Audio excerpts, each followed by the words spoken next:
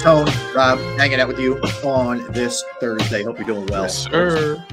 All right, we'll swing it back here to the NFL in a second, Tone. But I want to talk about the Eagles. A couple things we didn't get to. All right, philosophy. I'm going to ask you. This is not even necessarily, personnel, but it's just an organizational philosophy.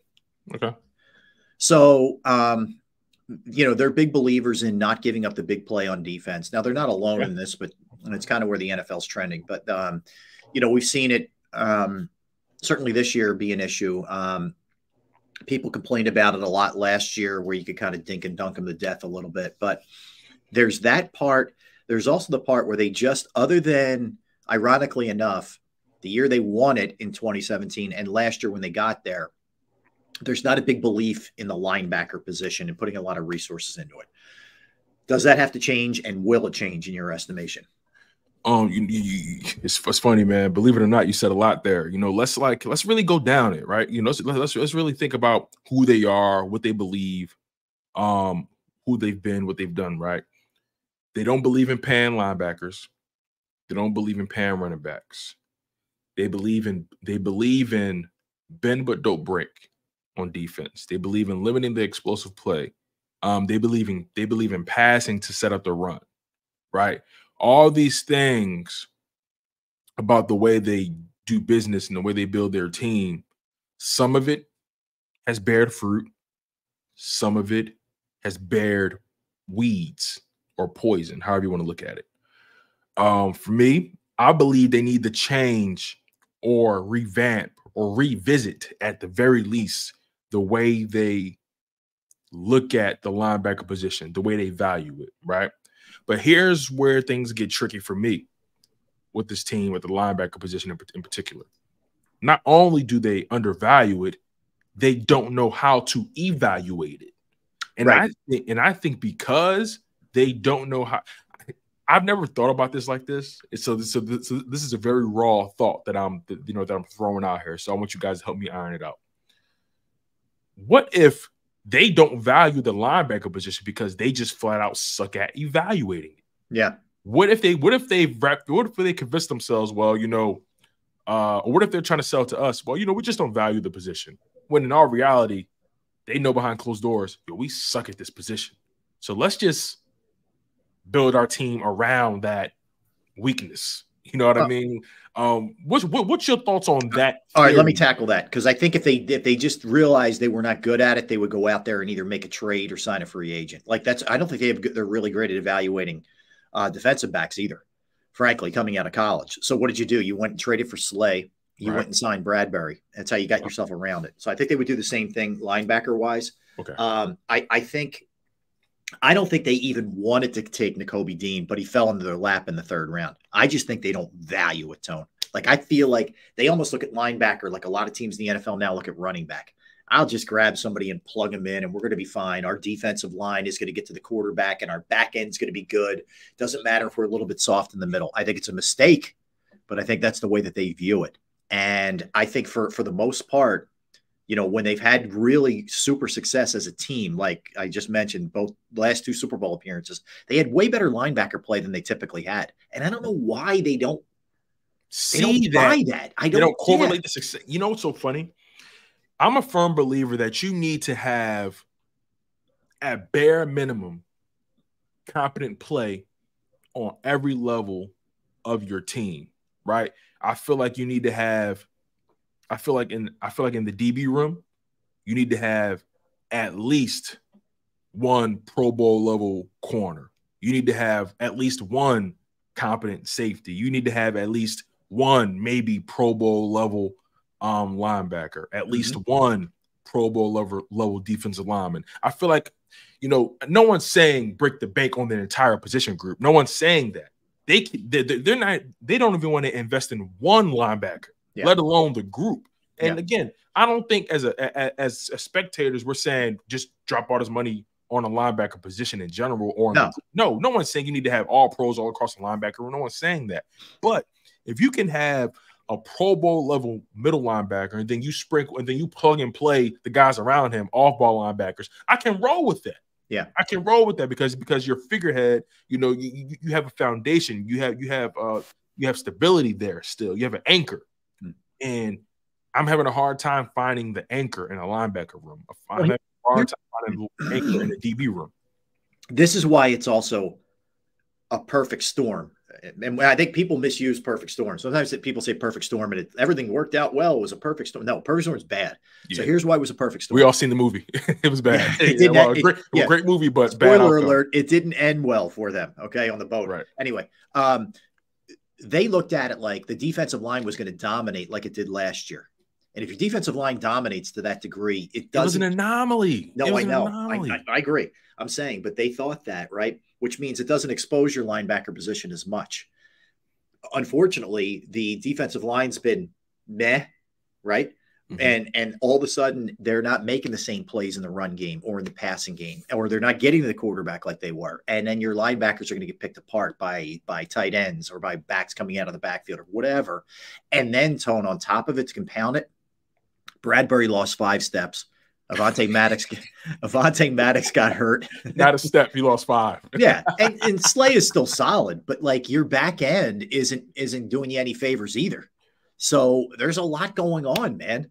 This is a complementary sport, Rob. You know this. I know this, right? And each position group has to complement the other in some way. You can't just be solely relied. You can't just solely rely on one position group to carry an entire side of the football. That's not feasible. It's not sustainable. Hence why when Jeff Kerr said what he said yesterday, Harvey Roseman has had a tough time having sustained success. It's always been these ebbs and flows. Is because, you know, he's not taking the time to deviate from his priors or deviate from just the philosophy a little bit. You have to be, you know, Bruce Lee said this a long time ago. He said you have to be like water.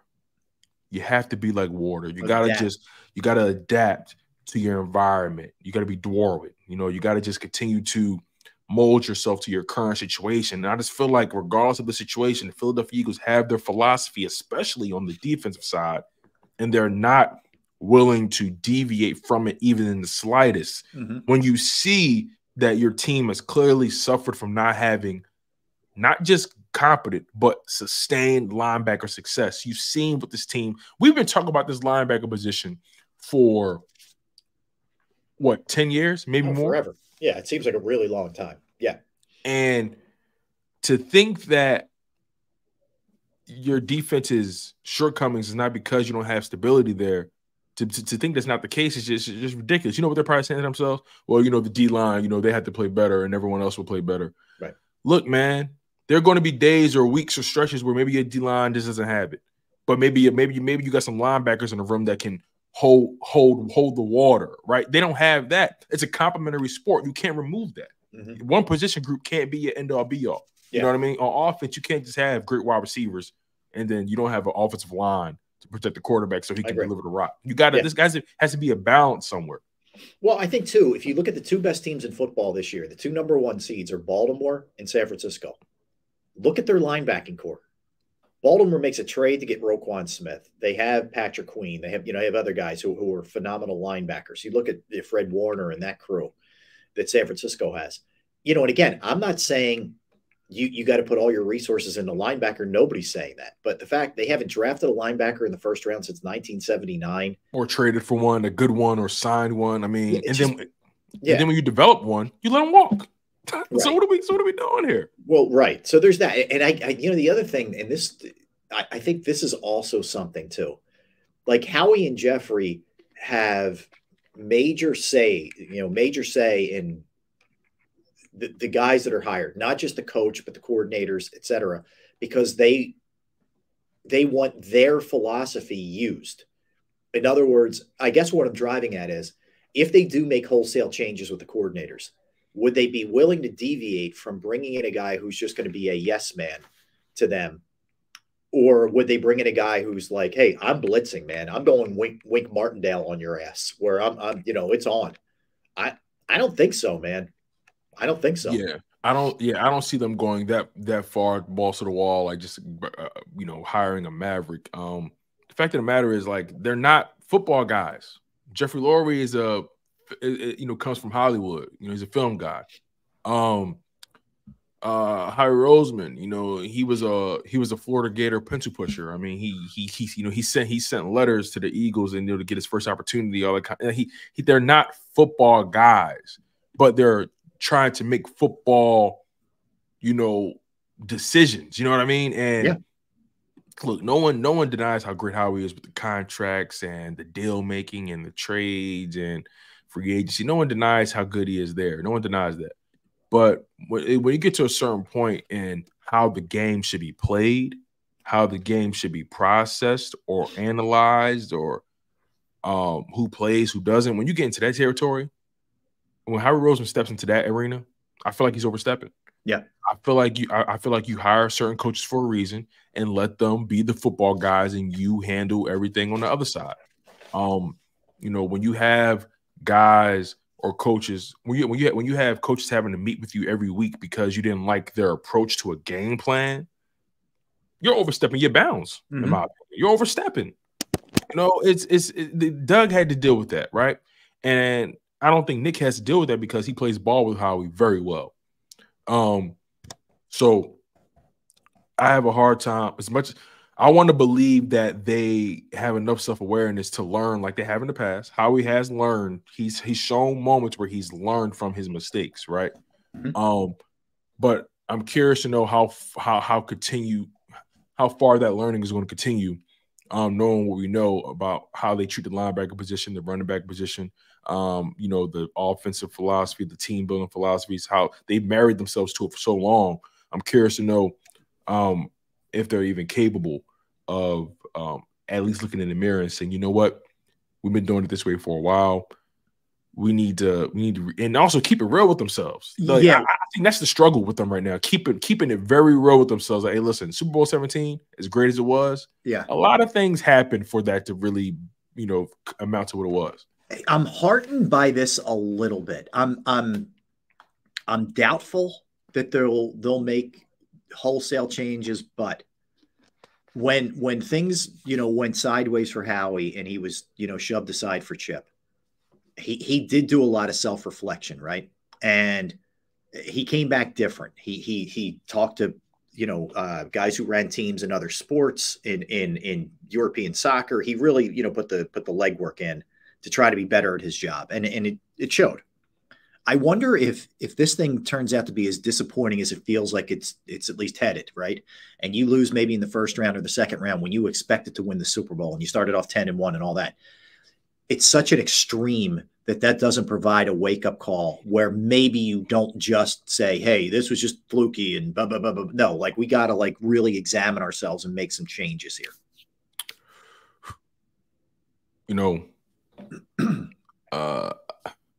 Howie Roseman has been really good at his job for a long time. And, you know, you said, you know, after the whole Chip Kelly debacle, he really took the time to really hone his craft and be better at his job, so on and so forth. I think even beyond that, I think that situation scarred him to the point where he's never going to allow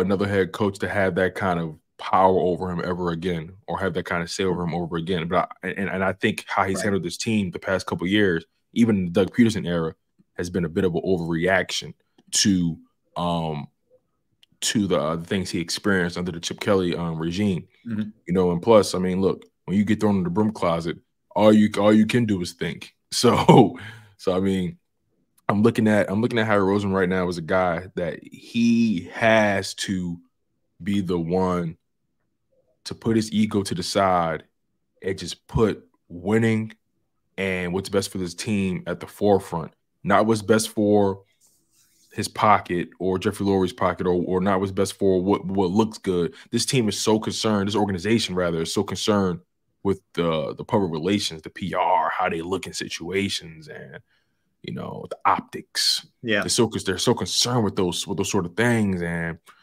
you know, it's fun. Let me ask you this, right? Yeah. And this may be blasphemous, but I want to know what you think about this. Do you think the Super Bowl win in 2018, do you think that was the worst thing to happen to Howie Roseman or to to this organization? No, I get what you're driving at. My answer is no. I don't think so. I don't think that. I think what's happened.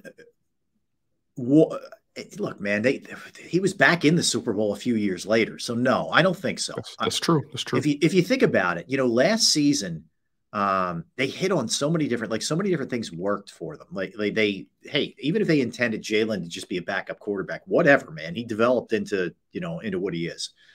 So that was a great move by them. They made a lot of other really good moves. CJ, GJ. It's a shame because some of these were one-offs and those guys are gone now. But no, I don't all of a sudden think he put his feet up and started smoking a stogie and saying, I got it all figured out, because he got them back into the Super Bowl where they probably should have won the game if it wasn't for a mistake by Jalen, unfortunately. But what a great game. So no, I can't go that far. Do I worry sometimes that they're sniffing themselves a little bit too much? Sometimes I worry about that.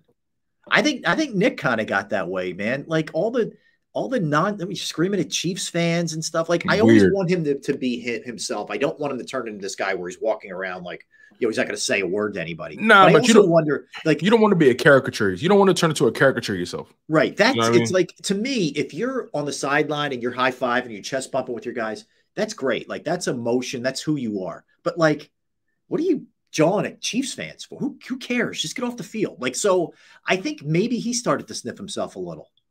I think there's a little bit of that. I think what this does is, Tone, anytime, to me in general in life, failure and or struggles, you learn a lot more from that than you do your successes and if things are kind of status quo. And if this year hasn't taught them anything about talent isn't enough, false promise, right? Yeah. I don't know what will. I mean, you were 10-1 and we all sort of thought, and now, I guess we weren't just overreacting to the way it looked. Talent is never enough. Let me give you one other thing that I think's happened too. Yeah, go ahead. They've lost a lot of people in the front office. We talked about the coaching staff, how they lost people. How about Andy Weidel goes to Pittsburgh? They've lost Joe Douglas. Or I'm just, Andrew Berry went to Cleveland. They've lost really legitimate front office pieces that I think Howie could lean on and or tap into as resources. Those people aren't here now. Yeah. I don't know how much stock I put into that. Because Andy Weidel, he left after the 2021 season. He wasn't there for last year. It was not. So I don't know how much stock I put into that. But that's part of your scouting. It's a trickle. It is. I think more than anything, I think they miscalculated the idea that what they did last year can be replicated or sustained. Yeah. They dealt with no injuries, really. Yep. They had the easiest schedule in football. Everybody had a career year. You had I think you had about maybe 17 out of your 22 starters were Pro Bowlers. You know what I mean? Yeah. Incredible. You came the closest to breaking the 85 Bears sack record. There were so many things that the stars aligned so well. There's no way you could think that can be sustained. Yet I believe they entered this season, especially the front office and the coaching staff. I think they entered believing that was sustainable. Right. And it's not. You can't litigate. You can't legislate injuries like that. You can't expect a team to put up back-to-back seasons of 70-plus sacks. And one can argue the reason the DBs looked as good as they did last year, or the pass defense looked as good as it did last year, is because that pass rush was getting home like that. But that makes up for a lot of sins. Yeah, but also getting home at an alarming rate. Yes. At an alarming rate, right? 70-plus sacks. How? So we haven't seen that in so long. So when you think about that, what if this DB room was exactly what they are now, but the defensive line just better. It's a big difference between what is it? How many sacks do they have?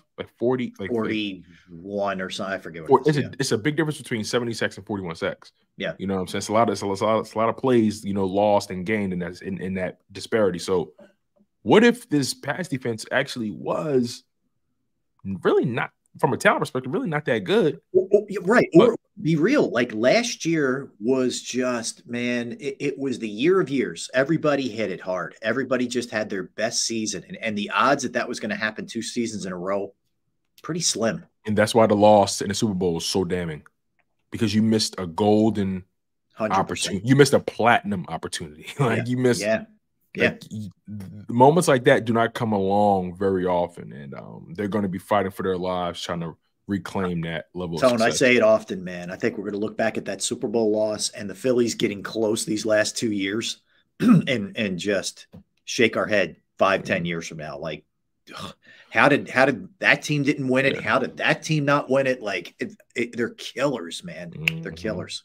Yeah. It's too bad. I think we're definitely going to look back and say to ourselves, what a missed opportunity. But I will, the last thing on this, and then we'll get a timeout. We'll dive into our NFL stuff. The last thing I will say on this is, I do think Howie and Jeffrey are very proactive. So if this thing really does end up in a miserable situation, I can't see them just saying, hey, we were a little bit unlucky here, or this unit just underplayed a little bit. I don't think they're like that. Like, I think it will serve in some way as a wake-up call to them. Like, we got to do things differently here, man. Obviously, like, we had a crazy 2022 and everything went almost perfectly, but we can't bank on that again. Certainly not this year. I do think that part, at least, something registers up there that they have to do it a little bit differently. I believe that. Yeah, and I want to believe that too. Like you and I, we're diehard Philadelphia Eagles fans. We've been rooting for this team for as long as we can remember, and we know Super Bowls are hard to come by. This isn't something you want to play around with. Guys' health, guys' longevity, all this stuff comes into question. You cannot waste opportunities like you did in 2022. Yeah. You cannot waste opportunities like you had several weeks ago with the 10-1 record, having a 2-game lead on your conference. Out of any sport, I believe football is the most. I feel like in football, you have to be the most opportunistic out of any sport played, in my humble opinion. Totally. I think you had to be the most opportunistic because, like AJ Brown said, so many pieces. You need to have 11 guys all on the same page for success to be achievable, right? If you want to take it a step further, you need 53 grown men to believe in the same vision. Excuse me. And right now, that's not what's going on. No. None of these guys are on the same page. None of these guys believe in the message anymore. I don't care what they say. The message is lost because, once again, AJ Brown, I love everything you had to say. I respect you as a man. I respect you as a player. You, in my opinion, you're the greatest receiver. You're the best receiver to ever play for the Philadelphia Eagles, just in terms of who you are as a man and the production to match. But when you say it's not the coach's fault, it's the player's fault. Okay, now I'm looking at you like, what aren't you guys doing? What aren't you guys understanding in the film room? Why is there a lack of attention to detail? But then when I point out those specific things, remember, AJ Brown said, let's aim, look at the players first. Okay, so if I'm looking at y'all and all these things aren't coming to fruition, why is that not the case? Or why is that the case, right? Are you not being held accountable in terms of attention to detail? Are you guys giving too much free reign? Do you guys not have a respect or a reverence for what's being explained to you and taught to you week to week? Remember, we're in week 17, week 18. Yeah. To be having these kind of conversations at this point in the season is damning. No matter how you want to look at it, it's damning on the head coaches, or it's damning on the coaching staff. It will always come back to the coaching staff because the coaches got to hold you guys accountable and vice versa. And if you can say it's one side of you can say it's these guys, but at the end of the day, like Anthony Sanfilippo said, it's never just one thing. Nope. It's always a blend, a combination of all those things. Somebody has to own it. Somebody has to wear it. Yep. Well said. All right, let's come back. Let's do the NFL when we get back to them. We roll into the final segment of the show. We'll get into a bunch of different things. We'll look at the AFC, NFC Pro Bowl selections, Tyreek Hill situation, Trevor Lawrence update, health-wise, a bunch of other stuff, coaches who may potentially be on a hot seat. We'll dig into all those kind of things when we come back. Don't go anywhere. Tone DeShields, Rob Ellis, we are Sports Take. Right back.